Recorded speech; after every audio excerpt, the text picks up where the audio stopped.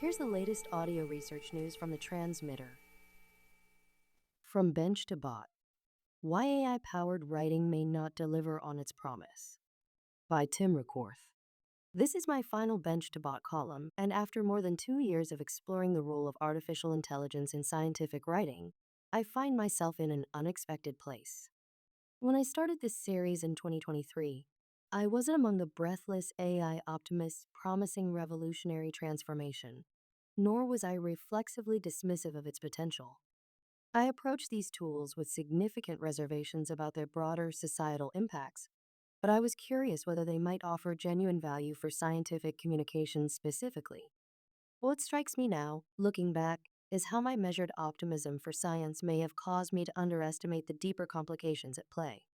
The problem is not that the tools don't work, it's that they work too well, at least at producing competent prose.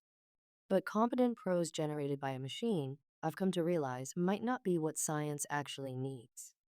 My initial set of starting assumptions seemed reasonable. The purpose of neuroscience isn't getting award-winning grants and publishing high-profile papers. It's the production of knowledge, technology, and treatments. But scientists spend enormous amounts of time wrestling with grants and manuscripts. If AI could serve as a strategic aid for specific writing tasks, helping scientists overcome time-consuming communication bottlenecks, I was all for it. What's more, writing abilities aren't equally distributed, which potentially disadvantages brilliant researchers who struggle with prose. AI could help here too. So long as I remained explicit about claiming AI would not solve all writing troubles, and my goal was always thoughtful incorporation for targeted use cases, not mindless adoption, I felt this column would be a worthwhile service for the community struggling with how to handle this seismic technological shift. These assumptions felt solid when I started this column. But if I'm being honest, I've always harbored some nagging reservations that even thoughtful incorporation of AI tools in scientific writing tasks carries risks I wasn't fully acknowledging, perhaps even to myself. Recently, I encountered a piece by computer scientists Sayush Kapoor and Arvind Narayanan that articulated those inchoate doubts better than I ever could. They argue that AI might actually slow scientific progress, not despite its efficiency gains, but because of them. Any serious attempt to forecast the impact of AI on science must confront the production progress paradox. The rate of publication of scientific papers has been growing exponentially, increasing 500-fold between 1900 and 2015. But actual progress by any available measure has been constant or even slowing. So we must ask how AI is impacting and will impact the factors that have led to this disconnect. Our analysis in this essay suggests that AI is likely to worsen the gap. This may not be true in all scientific fields, and it is certainly not a foregone conclusion. By carefully and urgently taking actions such as those we suggest below, it may be possible to reverse course. Unfortunately, AI companies, science funders, and policymakers all seem oblivious to what the actual bottlenecks to scientific progress are.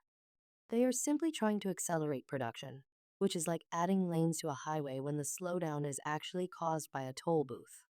It's sure to make things worse.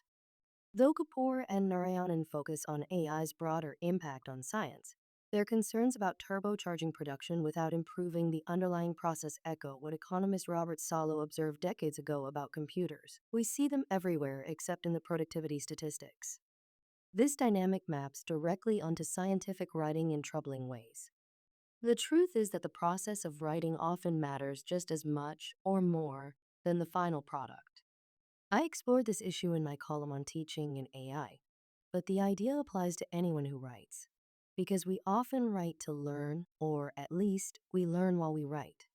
When scientists struggle to explain their methodology clearly, they might discover gaps in their own understanding. When they wrestle with articulating why their particular approach matters, they might uncover new connections or refine their hypotheses. Stress testing ideas with the pressure of the page is a time-honored way to deepen thinking.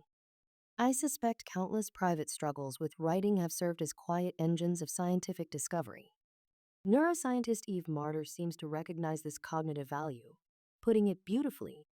But most importantly, writing is the medium that allows you to explain, for all time, your new discoveries.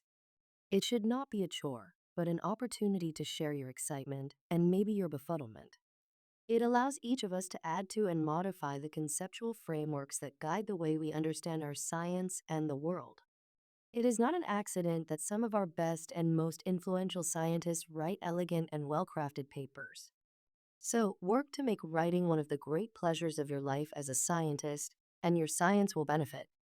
Previously, my hope was that with the newfound technological ability to decouple sophisticated text production from human struggle, it would start to become clear which parts of the writing struggle are valuable versus which are just pure cognitive drag.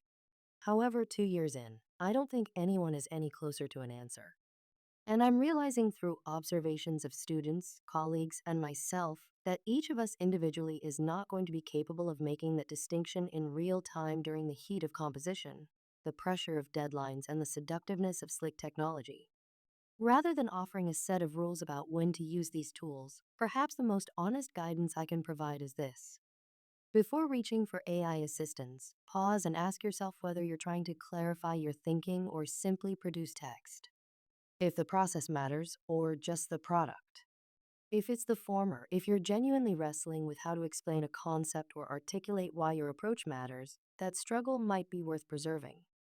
The discomfort of not knowing quite how to say something is often an important signal that you're at the edge of your understanding, perhaps about to break into new territory. The scientists who do the most exciting and meaningful work in an AI-saturated future won't be those who can efficiently generate passable grants and manuscripts, but those who respect this signal and recognize when the struggle of writing is actually the struggle of discovery in disguise. The stakes are actually quite high for science, because writing, for all its flaws, is one of the most potent thinking tools humans have developed. When I think of the role of writing in the production progress paradox, I keep returning to something neuroscientist Henry Markram told me years ago. I realized that I could write a high-profile research paper every year, but then what? I die, and there's going to be a column on my grave with a list of beautiful papers. With AI, we scientists risk optimizing our way to beautiful papers while fundamental progress in neuroscience remains stalled. We might end up with impressive publication lists as we die from the diseases we failed to cure. The path forward means acknowledging that efficiency isn't always progress, that removing friction isn't always improvement, and that tools designed to make us more productive might sometimes make us less capable. These tensions won't resolve themselves, and perhaps that's the point. The act of recognizing such tensions, of constantly questioning whether science's technological shortcuts are serving its deeper intellectual goals, may itself be a form of progress. It's a more complex message than the one I started with, but complexity is often where the truth lives. AI use statement. Anthropic's Claude Sonnet 4 was used for editorial feedback after the drafting process. This audio was created using artificial intelligence. Stay up to date with the latest neuroscience news and perspectives at thetransmitter.org. Follow audio research news on Spotify, YouTube, or wherever you get your podcasts.